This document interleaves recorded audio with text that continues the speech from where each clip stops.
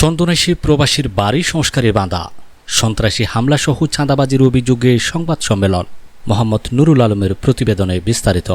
ও আর এককভাবে মানুষের মাধ্যমে আত্মঠিয়াত হয়ে চট্টগ্রামে চন্দনাইশ উপজেলার ২০০০ পৌরসভায় এক অসহায় প্রবাসী পরিবারের পৈতৃক বসত ভিটায় ঘর নির্মাণে বাধা, দফায় দফায় হামলা এবং মোটা অঙ্কের চাঁদা দাবির অভিযোগ উঠেছে এক স্থানীয় প্রভাবশালী চক্রের বিরুদ্ধে। আমেরিকা ফানা হজ্জ না কারাঙ্গালান আমেরিকা যাইয়ে না বাড়িকে ভাল যাই জোগাইলে হয় হারাত দেখতুন বাড়িকে ভাল যায় মারাত দে বছরের বাড়ি এবার রাত একটা মারে ফিসে ফেলাই আমি সম্মতি আগে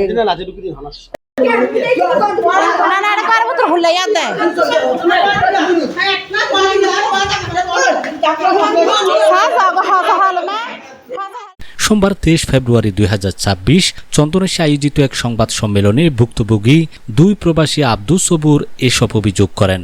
সংবাদ সম্মেলনে লিখিত বক্তব্যে সাগাছর এলাকার মৃত জালাল আহমদের পুত্র আব্দুস সবুর জানান, তাদের পৈতৃক মৌরসী বসত বিটায় বিএস দাগ নং ১৫১৬, ১৫১৭ ও ১৫১৮ ঘর নির্মাণ করতে গেলে গত ৫ বছর ধরে একই এলাকার মৃত সাচি মিয়ার পুত্র মোহাম্মদ আলী ও মোহাম্মদ হোসেন গং নানাভাবে হয়রানি করে আসছে।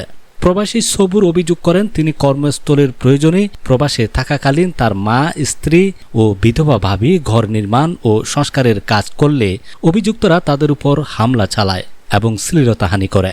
বর্তমানে তিনি দেশে আসার পর পুনরায় কাজ শুরু করতে চাইলে অভিযুক্তরা মাথাপিছু ৫ থেকে ১০ লক্ষ টাকা পর্যন্ত চাঁদা দাবি করছে। যারা মেয়ে সকলে কি আর ঢুকে দিয়ে মানে এটার উদ্দেশ্য কি টিয়ার উদ্দেশ্যে মানে অনেক ঘটনা করে আর ফাঁসক মিথ্যা মামলা ও সামাজিক হয়রানি ভুক্তভোগী পরিবারটি জানায়, দাবিকৃত চাঁদা দিতে অপারগতা প্রকাশ করায় চক্রটি পুলিশ ও আদালতের মাধ্যমে বারবার মিথ্যা ও ভিত্তিহীন মামলা দিয়ে তাদের হয়রানি করছে। এমনকি সম্প্রতি একটি ফেসবুক পেজের মাধ্যমে তাদের বিরুদ্ধে এক পাক্ষিক ও অসত্য সংবাদ প্রচার করে সামাজিকভাবে হেয় প্রতিপন্ন করা হয়েছে বলেও তারা দাবি করেন। সংবাদ সম্মেলনে আব্দুস সবুর বলেন, আমি একজন ক্ষুদ্র রেমিটেন্স যোদ্ধা। ৫ বছর ধরে আমিও আমার পরিবার এই চক্রটির কাছে জিম্মি হয়ে আছি। তারা আমাদের প্রাণনাশের হুমকি দিচ্ছে। আমরা এখন নিজ বাড়িতেই নিরাপত্তাহীনতায় ভুগছি।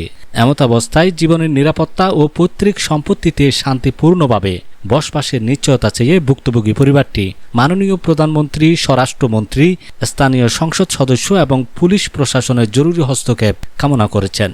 সংবাদ সম্মেলনে শহীদ উদ্দিন, সাইরা খাতুন, কায়সার হামিদ, পরিবারের অন্যান্য সদস্য ও স্থানীয় গণ্যমান্য ব্যক্তিবর্গ উপস্থিত ছিলেন।